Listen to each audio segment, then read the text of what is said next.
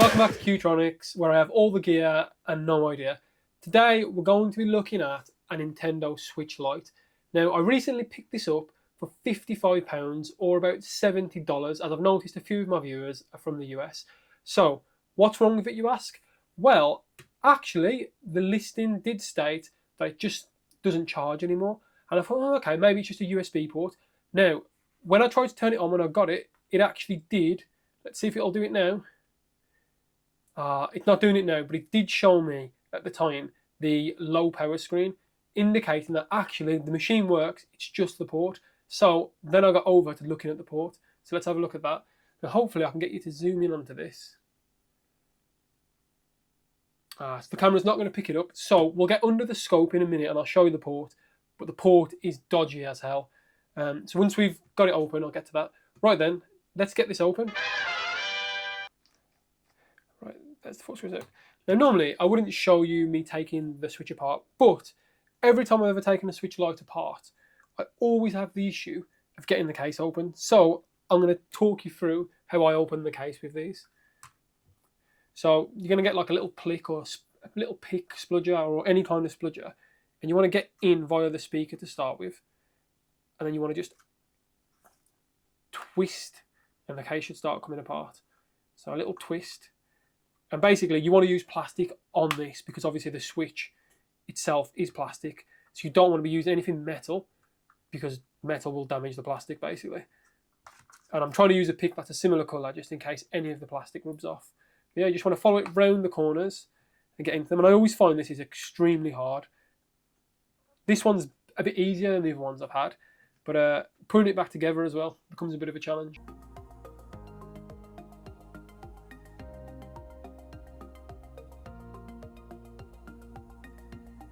There. So give it a bit of a wiggle, and hopefully it should just come away. There we go, and there we go. Nice and easy, no break in the case, so that's all good. Right then, next bit, let's get the board out and open. So we're going to continue with our Phillips style screwdriver, and I believe there are 5 screws on here. 1, 2, 3, 4. Nope, sorry, there's only 4. So we have 1, 2, 3, and 4. And then obviously we're going to now be greeted with some thermal paste. So let's get that off. Disconnect the ribbon to the sideboard over here. Nice and gentle on these. Right, I've never actually changed a USB-C port, so it's going to be fun for me to do that today. Obviously I've had Nintendo Switches open before because I've modded them. But yeah, I've never actually done a USB-C swap.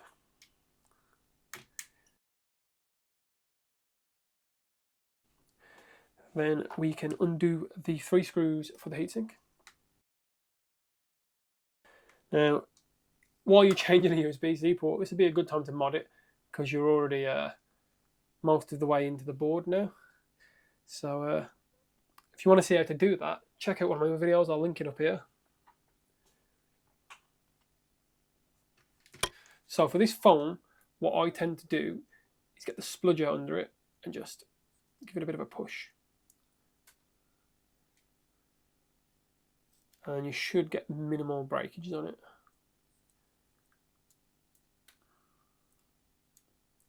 Obviously it's never going to go down back as when it was factory unless you've got a new bit of foam. But I find this is a good little medium for it.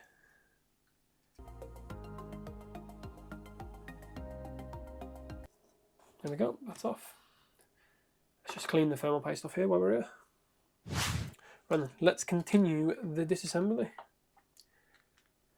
So now there's 7 screws around the game card. So 1, 2, 3, 4, 5, 6, 7. Let's get those gone.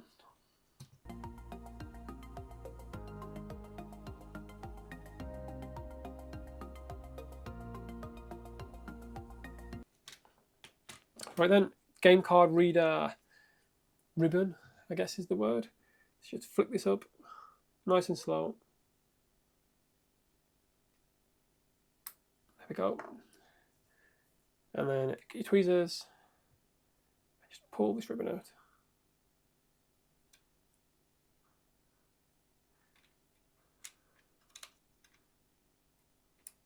we go, nice and easy. Again, as I said, to get down to the USB-C port, we actually have to do a lot of work where you'll be modding it. So if you want to mod it, you might as well do it at this point. So next, I'll get the fan out. I think technically you can get away with not taking the fan out, but it just makes it that little bit easier. So there's a little ribbon here. Not a lot of pressure on any of these. There we go. Tweezers.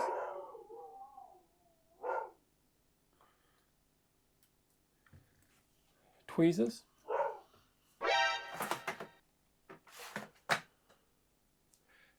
Sorry about that, my dog didn't like whoever came to my door.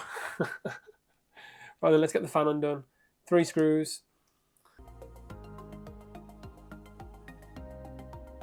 Right then, now I believe this one is the backlight and this is the screen. So let's get those undone.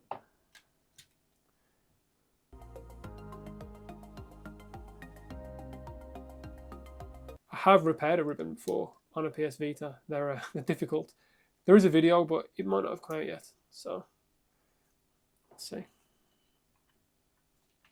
Right then, ribbons are disconnected. I believe now we can get rid of the speaker first, actually. If we undo the speaker first while we're here. And there's also a Joy-Con ribbon just here that needs to be undone.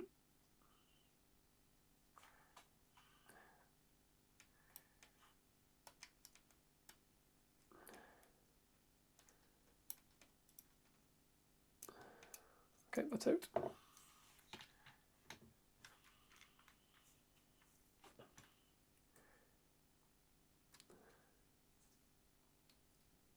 So the speaker ones we need to undo is actually just one wire, one screw here. And it's screwed straight through the motherboard. So the next process now is just to literally undo the remaining screws. So we have 2 on the USB-C port, 1 by where the fan was, 1 over here, and 1 down here, and obviously where the speaker one was connected. Now I believe the USB-C ones are bigger than the other ones. That might just be the OLED though. I'll double check that in a second.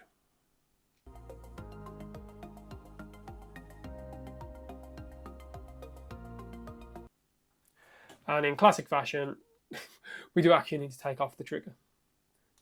Just 2 screws.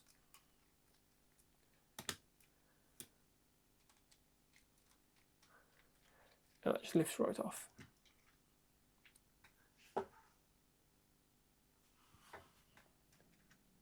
Now there is a membrane under this, as you can see here. So I'd put that with the speaker.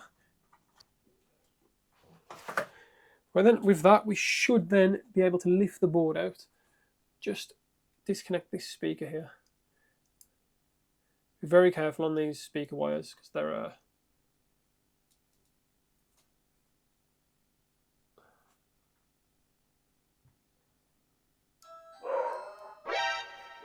just bear with me, Ben. Snake, are you okay? Snake? Snake! I wonder how many more times I'm going to be disturbed this video. So right, for that speaker one, you want to use some flat tweezers, just so you don't rip the wires, like I nearly just did then. So with that, the speaker will just slide out. They are stuck in place, so might need a little bit of wiggling. Normally you can get the speaker just to slide out. You might have to lift the board a little bit with it. Well, remove the board first with the speaker like that. There we go. The board is out. Right, we can put this to one side now. As that screen is in really good condition, I'm being very careful with it. I don't want to scratch it. And I just literally dropped the switch as I said that. You should be careful. So as you can see, I actually dropped the Switch, so I actually knocked all the buttons out, which will be fun to find in a bit. Right then, first things first, let's see if we can see the condition of that port. And there we go. I knew I'd seen some pins somewhere that were dodgy. Let's get a bit more light in there for you.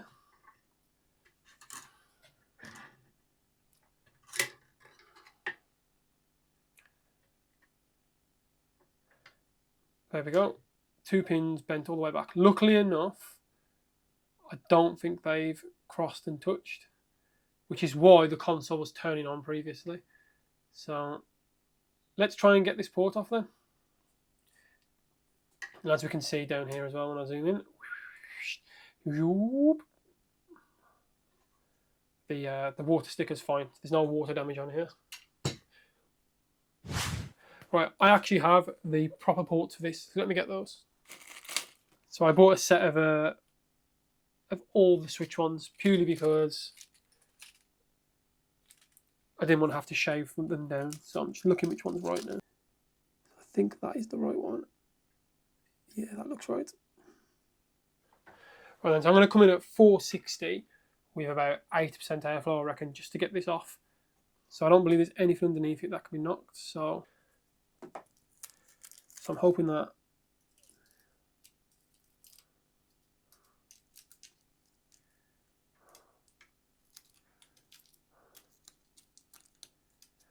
that's enough to draw the heat away from the So let's give this a try. I'm going to start by warming the board up first at about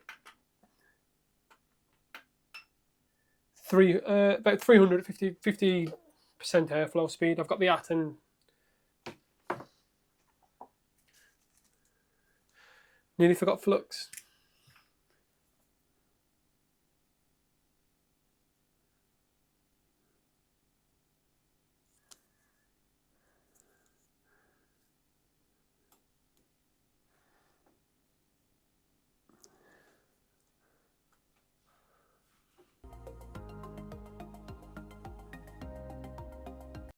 Right, I'm going to come to 400 now. 450.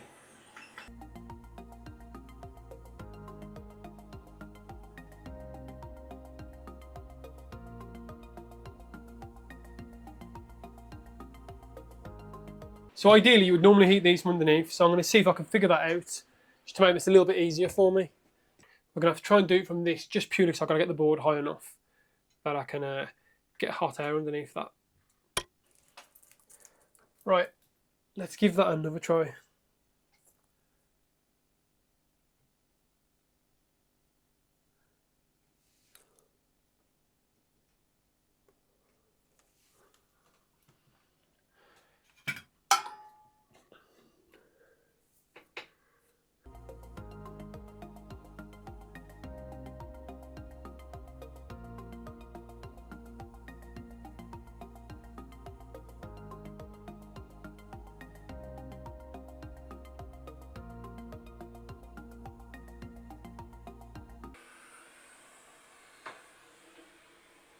Well, when you watch others do this, like Joey does tech and the coder and stuff, you don't realise how long that actually takes. That took so long.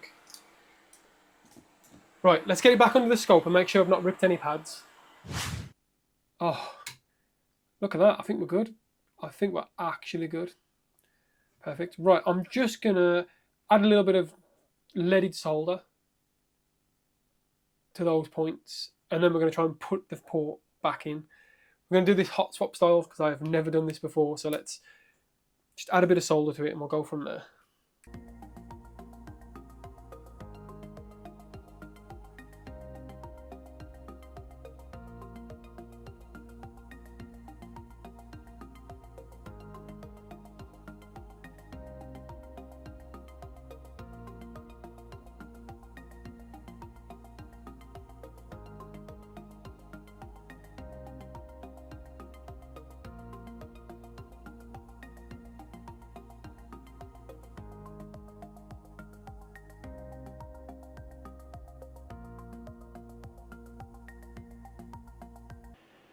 No, there's a technique I saw Northridge Fix use. Northridge Fix, whatever his name is, North Shore. I can't remember what his name is.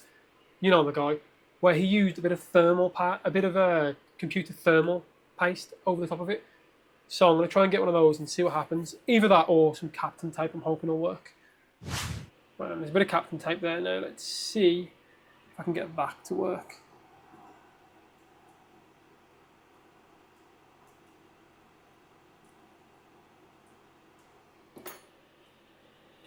I'm going to try and come in from the top this time, and we'll see what happens.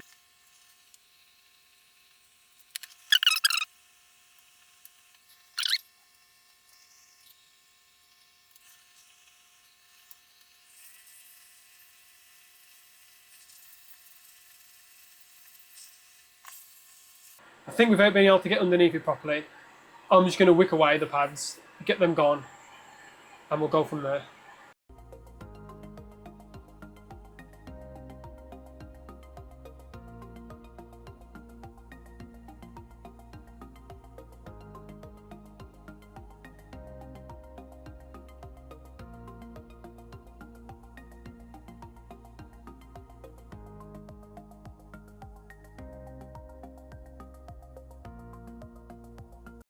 I have absolutely wrecked that port, so I'm going to have to get another one out. We need to go from underneath. I can see why everyone does that now. Right, well, it's not a quick fix. That port is dead. I did actually solder on. Let's just get it off and we'll go from there. So first pin, solid, solid, solid, solid, solid, solid, solid, solid, solid, solid, solid, solid.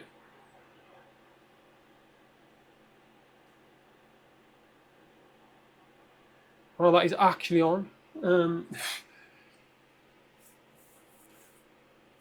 That has amazed me. Just going to clean up that little point there that I don't like the look of.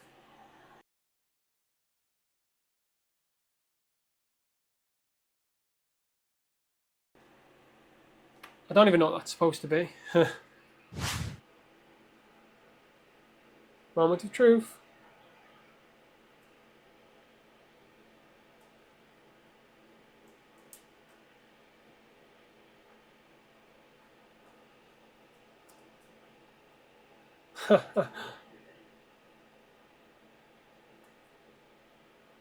That won't even go in there. So I assume the plastic has melted.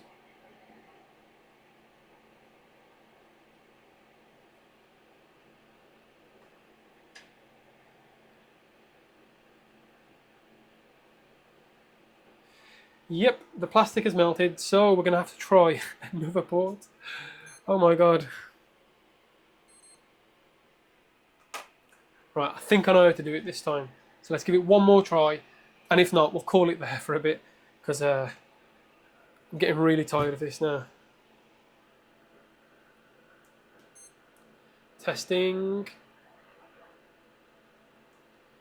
Oh, it's taking a long time. Oh. So that's saying to me none of the pins are connected. Let's go back in and let's just have another look. It might be that a battery needs to be connected for this to work, to be honest.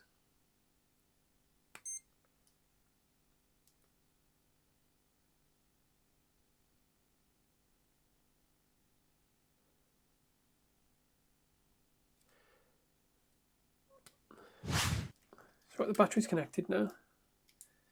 Let's just see what happens. We plug the tester in.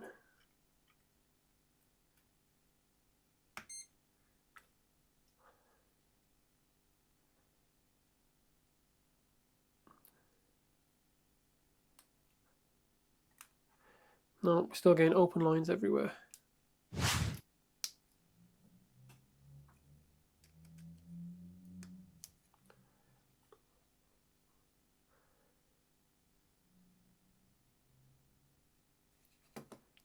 £15 0 amps, I think that is technically fine.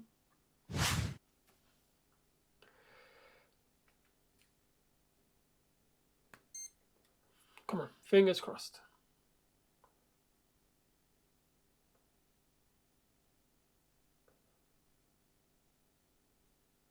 No, again, open line. So I don't know if I've killed a chip here or something. What is happening? What's going on?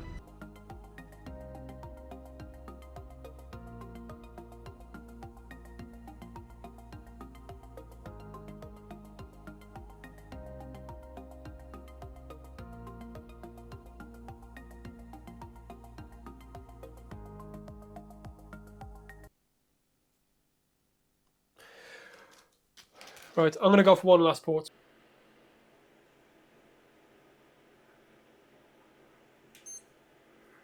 It's testing again.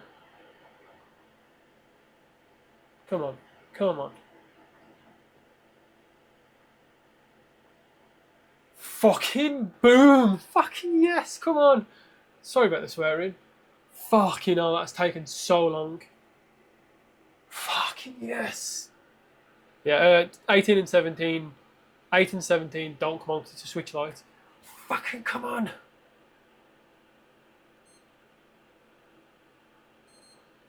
Right, let's get it back in the case. Give it a fucking test.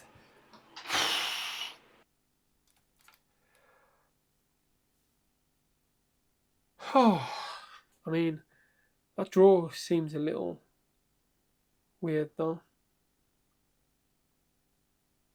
I don't know if it would draw 15 volts straight away like that.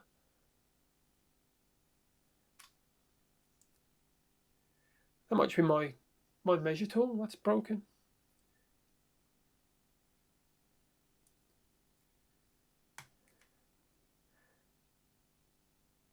I kind of expect it to be drawing much less.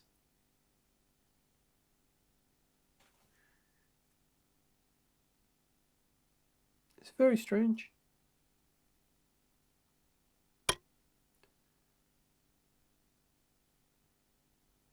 And it seems to be charging though, and it's charging at a low ampage.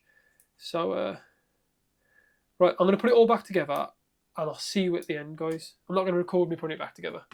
Don't need to see that. Right, catch you in a minute. Right then, guys, we're back with the Nintendo Switch fully reassembled. I've charged it a little bit, so let's make sure it's all working. Right then, let's see if it powers on. There we go. Hey. You can hear the speakers working. Right. I have plugged the game in just to see if it would accept it. It does. There we go. I'll just start that up. There we go. That all looks good. Right, home button's working, more importantly. Let's close that. I'm just going to now stick an SD card out of my own Switch in. So it should say registered and this has been used in another Switch. Do you want a factory reset? Which we don't. Oh. Oh, no, I didn't press it in. There we go. There you go. Nintendo Switch has been used in another console. Yep, perfect. Let's eject that because I don't want that deleted. So all in all, I think the Nintendo Switch is now fixed. What a day it has been for me. Honestly, I think I went through 3 new ports in the end or something stupid. I melted them. But I now think next time I was to do a Nintendo Switch like this, I think I've got it. I think I understand what I needed to do. It was clearly taking the old one off, cleaning up the solder a little bit, maybe adding a bit more solder to the leg joints, which I did put more solder on the leg joints. I know I didn't show it on camera, but I did. Put some more leaded solder in there, make it all good, tin the pads off, heat it up, drop the thing in while heating a little bit more, and then come off the heat and hold down. I think that's the key. Again, I've never done it before, so it was something that was different for me, and it was quite hard, to be honest. I'm not going to lie. But all in all, this Switch looks absolutely beautiful. Hardly any damage to it at all. You know, the screen is pretty good, to be honest. So what I paid £55 for that. I went through 3 ports. They're about, what, £1 each. So let's say I've paid 60 quid for a working Nintendo Switch Lite. I think that is an absolute bargain. Anyway, guys, thank you for joining me. Please like and subscribe if you slogged through this whole adventure with me, as it helps my channel to grow. And hopefully, next time we come across a Switch like this, I'll be able to fix it so quickly. Anyway, I did say I never get a quick fix. So the curse is still going. Right then, I'll catch you next time, guys. See ya.